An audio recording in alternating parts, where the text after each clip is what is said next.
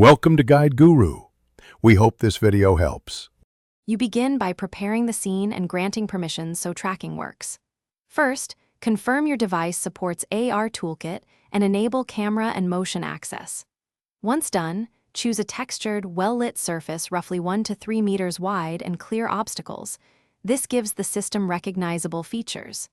Next, open the AR app and select the session type, plane detection, or image target. Make sure to calibrate by moving the device slowly in an S pattern until the app confirms stability. You now add and adjust virtual content so it feels anchored.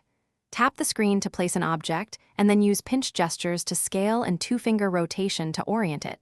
This gives visual realism. If available, switch to grid or snap mode to lock to real-world planes and maintain consistent positioning. Also tweak virtual lighting or opacity to match ambient light.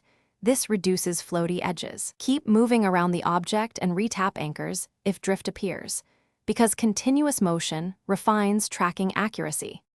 You finish by saving and validating the AR scene and knowing one troubleshooting step. First, export or save anchors so your placement persists between sessions.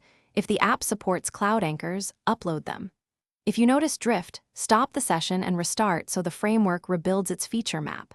And if alignment keeps failing, increase ambient light and add visual texture to the surface. This dramatically improves tracking.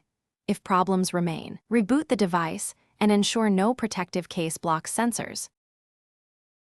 Thanks for watching. Consider subscribing if we helped you today.